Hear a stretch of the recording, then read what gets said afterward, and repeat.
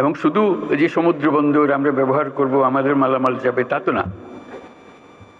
আমাদের একটা নিজস্ব অর্থনৈতিক অঞ্চল আছে, সেই অঞ্চলটাকে আমরা এখনো খুলতে পারিনি, কিন্তু অঞ্চল অপেক্ষা করছে আমাদের জন্য। আমাদের অঞ্চল হলো, উত্তরে হলো নেপাল আমাদের অঞ্চল।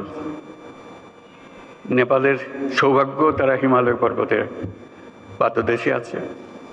দুর্ভাগ্য হলো সমুদ্রের দেখা তাদের হয় না। তাদের সমুদ্র দেখতে হলে আমাদের মাঝখান দিয়ে দেখতে হবে, আমাদের মাধ্যমে দেখতে হবে। সে পথ আমরা করে দিই, আমরা একসঙ্গে যৌথ অর্থনীতি গড়ে তুলি। তার সমুদ্রের অভাব, আমার পর্বতের অভাব, হাইড্রো, দুই অভাব একসঙ্গে পূরণ করি দুজনে। ভুটান একই কাণ্ড, তারও সমুদ্র দর্শন হয় নাই। তাকে সমুদ্রে আসতে হলে আমার পথ দিয়ে আসতে হবে, আমরা তাকে স্বাগত জানাই। তেমনি ভারতের পূর্বাঞ্চল একই অবস্থা, নেপালের যে অবস্থা, ভুটানের যে অবস্থা, নেপাল ভারতের সেভেন সিস্টারের একই অবস্থা। তার সমুদ্র দর্শন তার হয় না, হবে না। তার সঙ্গে আমরা যোগ দিই একসঙ্গে এই অর্থনৈতিক অঞ্চল।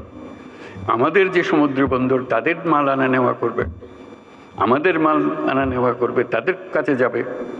তাদের অর্থনীতি আমাদের অর্থনীতি একসঙ্গে জাগবে। তারাও খুব কষ্টের অবস্থায় আছে, তারা খুব ভালো অবস্থায় নেই। তারা এই সুযোগ পেলে তারাও আনন্দিত, তাদের ব্যবসা আমাদের ব্যবসা রমরমা ব্যবসা হবে, একসঙ্গে ব্যবসা হবে।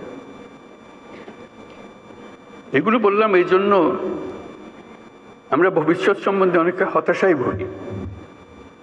হতাশার তো কারণ নাই, এটা আনন্দের বিষয়। আমাদের যেই অবস্থান, যে সুযোগ সুবিধা, শুধু সেগুলোকে আহরণ করা, কাজে লাগানো।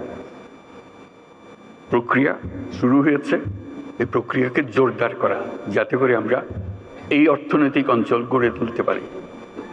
মালামাল সোজা চলে যাবে নেপালে, সোজা চলে যাবে ভুটানে, সোজা চলে যাবে সেভেন সিস্টার্সে। তাদের মালামাল আমাদের মাঝখান দিয়ে, আমাদের ব্যবসা তাদের ওখানে যাবে, তাদের ব্যবসা আমাদের এখানে আসবে। সেটাই তো হলো অর্থনীতি।